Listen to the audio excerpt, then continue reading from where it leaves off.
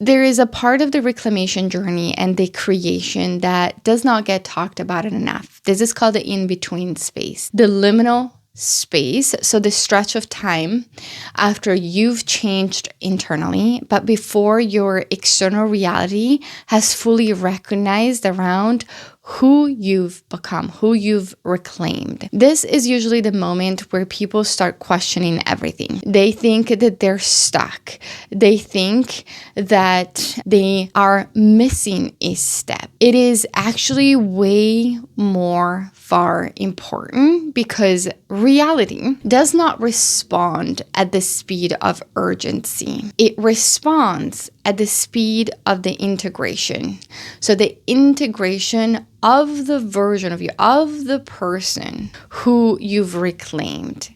And the integration means the change you've made has to move through your entire system, not just your mindset. So a lot of the time we see very intelligent and powerful high performers and entrepreneurs, overachievers, career-driven, even women, men, they are so intellectual. They are stuck in their head. They know everything about the change they have to make, yet it hasn't come down into the body. So we are noticing that they're still operating from the old identity. The integration literally means that it has to run and move through the entire system. This is where coaching oftentimes gets misunderstood because people come in saying, I'm ready, I already know. And they give me the lecture, right? They give me they've read so many books about the person they have to become, about the unconscious patterns that they have. But they're here. It is all mental. But readiness isn't cognitive. Readiness is embodying.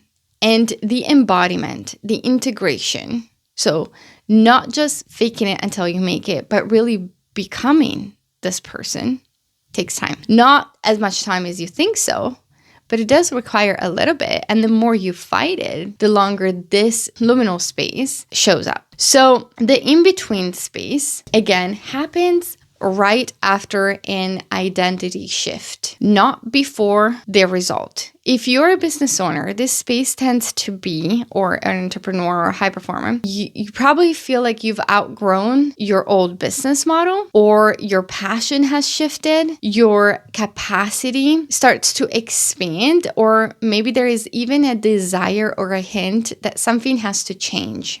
And the version of you who built the last level can no longer sustain the next one. So just to give you guys an example in business, for me, at the end of 2023, I actually was launching my cookbook.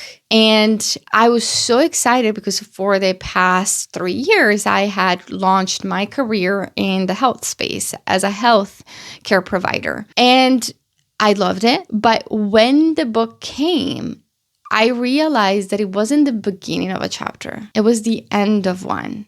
And then I went into the in-between space of shifting internally and be like, well, this is not making me happy anymore. I don't get excited.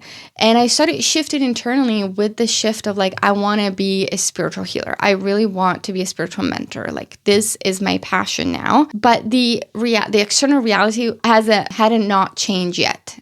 And this space was kind of painful because the business went into plateau. I was not getting leads. And this went in for a few months. And I was just like, what am I doing? I remember like it was January of 2024 and I was like crying. And I had a friend that was really supportive at that time. And I remember that day so strongly because I was like, am I depressed? What is going on, right?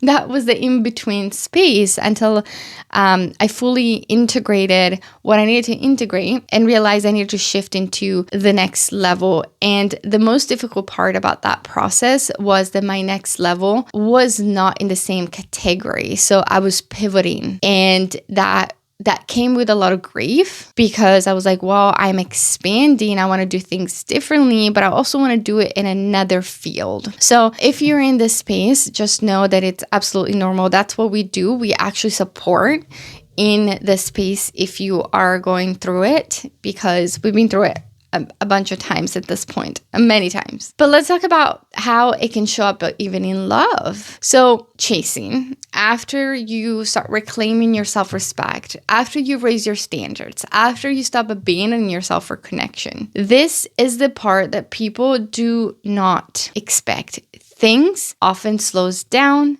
before they level up. So the universe, before elevating, it will show up as slowing you down, or you may notice like a loss of some sort.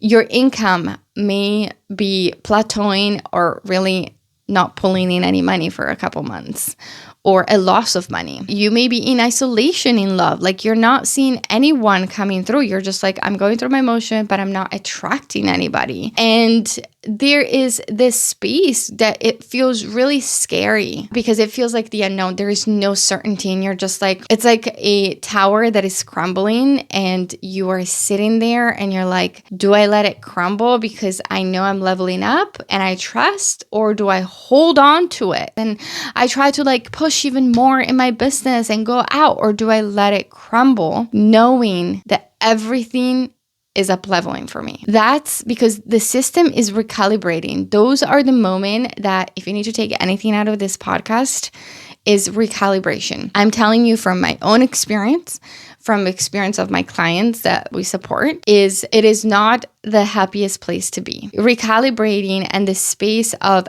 pause. And people are like, why is it taking so long? It's been a couple months. I mean, compared to the 40 years of nightmare that you had, this is nothing, but it's a sacred pause where your internal state is adjusting, your nervous system is recalibrating. If you are going to rush this process, you will not be able to hold what's coming in. And it requires patience.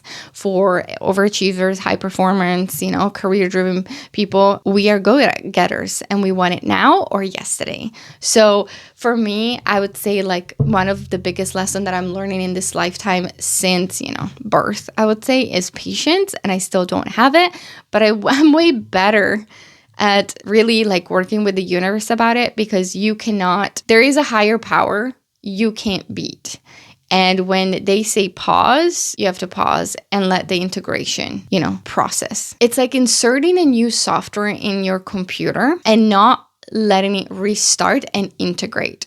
So you're just trying to type and use it, but then the old ones, it's still like interfering, and then your computer is slow, and then you're just like, what the heck is happening? But you're not shutting it down. And that shutting down moment and restarting that I'm pretty sure you're familiar with, sometimes it takes 5 minutes, but sometimes it takes longer, right? In terms of minutes, 20 minutes. 30 minutes, like it depends on what kind of upgrade you are doing and performing to your computer.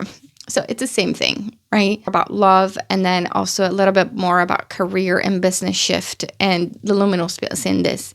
But reclaiming the one you can hold, but it is reclaiming the one who can hold healthy love. And I'm going to go down to a very real examples. Oftentimes clients come into my world saying, no, I am ready. This is the version of me that can hold it.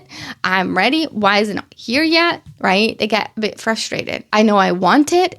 I know that I can give. Intellectually, they are absolutely right. But knowing what you want and saying, I know that I'm capable, is not the same as being able to hold it, okay?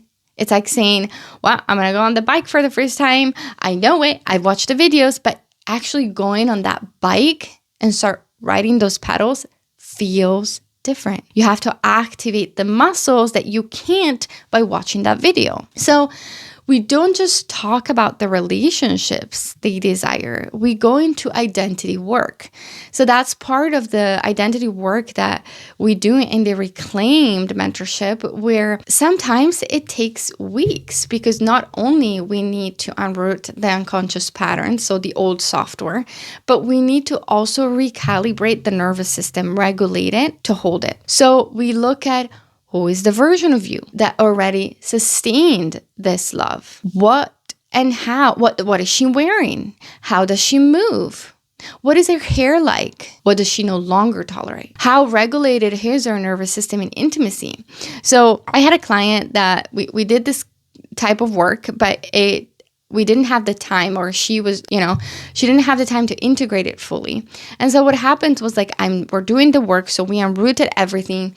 And then she went out on a date, and then she's like, something happened where she acted from the old version of herself. And she didn't realize it in that moment she was doing it, but because the integration didn't take place quite fully, so it was like 80% done, but there was that 20% where she still accepted someone who forgot his wallet. And she said, well, I'm going to pay for it, right?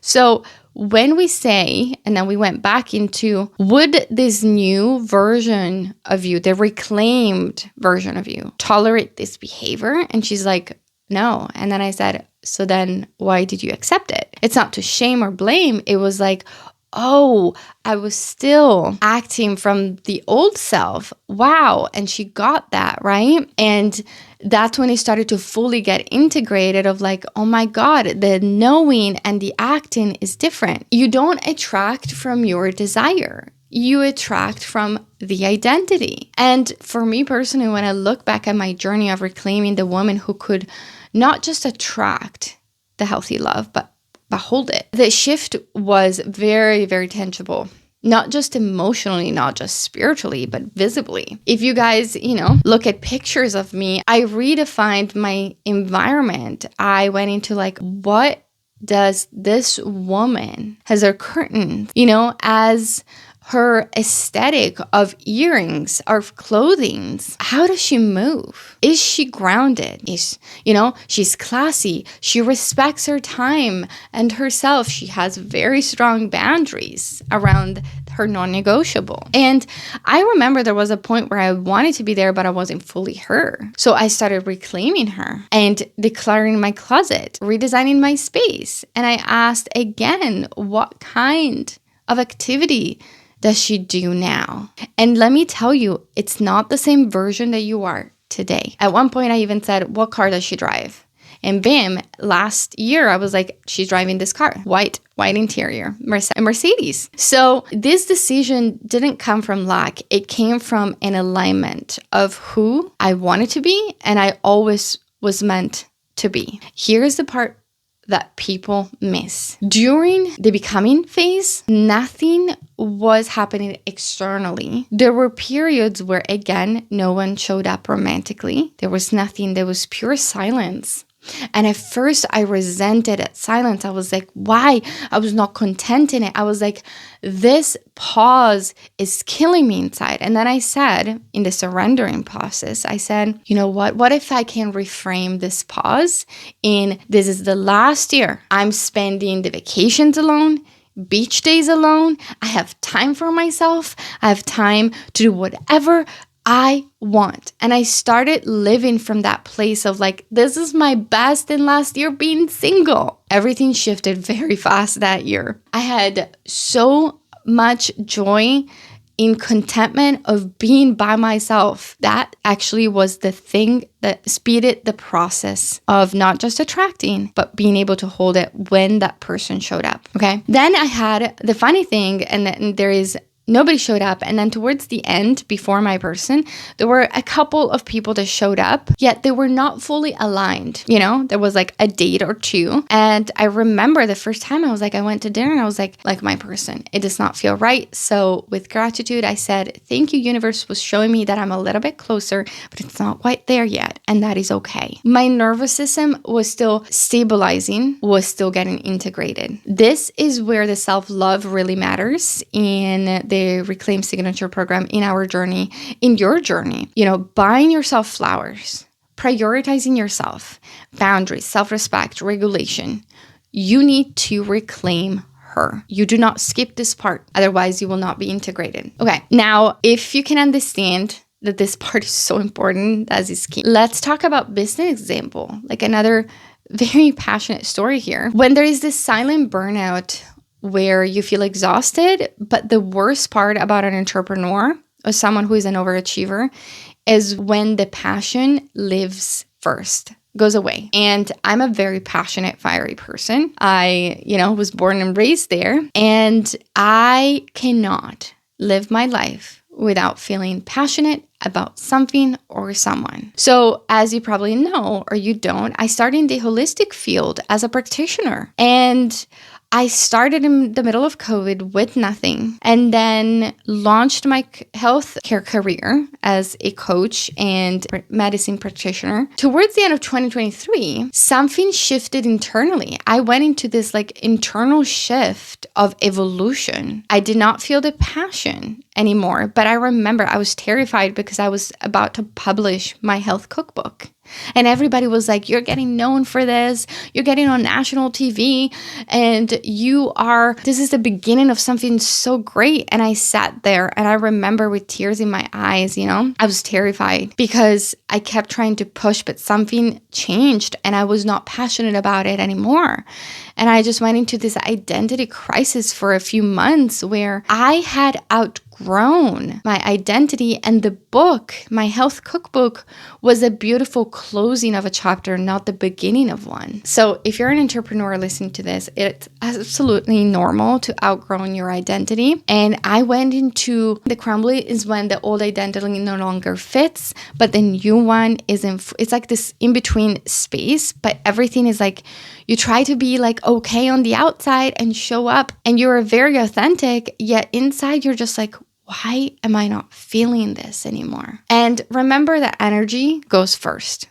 And it feels like grief. I had to grieve, and I was confused, and I was depressed, and I was like, I went to my friend. I remember we spent a whole day at the beach, and I was like, I'm depressed. I was like, what is wrong with me? I am not a depressed person, but there's something wrong. I've never felt so sad. I've never felt so numb. I have never felt so disconnected. Oh my God, it was very scary. And when I finally had admitted to myself that it was time to shift, I was outgrowing my health career, and everybody around me was just like, you're crazy, you just wrote a book, you just published a book, and I was just stopped talking about it. I wanted to fully step into the spiritual healing journey, and through that I fell in love because I was looking for love with talking about love, and that's the business actually was my next evolution.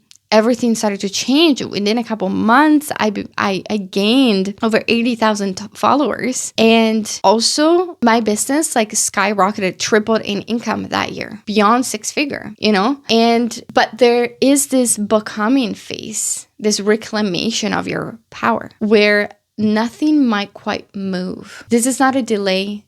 This is integration. Is that the luminous space does not require more effort. It does not require more thinking. It requires a signal that is stable. Signal stability. If you cannot tolerate the pause, you will not be able to tolerate what is coming in. Anything you rush into existence will require the same urgency to maintain it. Your external reality is not reflecting who you are, your self-worth. It is a feedback to show you what's been integrated and what hasn't been integrated yet. Not what you desire, not where you're going. So instead of asking, why isn't it here yet? Ask, what is still landing inside of me? What is aligned? What is not? The pause is not empty time. It's load-bearing time.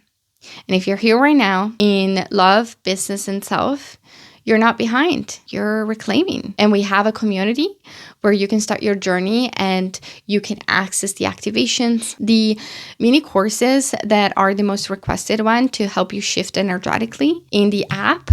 So all you need to do is type the link down below and access this community where you can start right now to regulate your nervous system, to activate, to feel supported. We have live monthly sessions in there, and I hope to see you in there. We have a 222 activation portal that it's going to happen 2 days before to prepare you for the activation, and you can ask questions and you can join live. So I will put the link down below. I hope to see you there, and let me know if you are in the in-between space.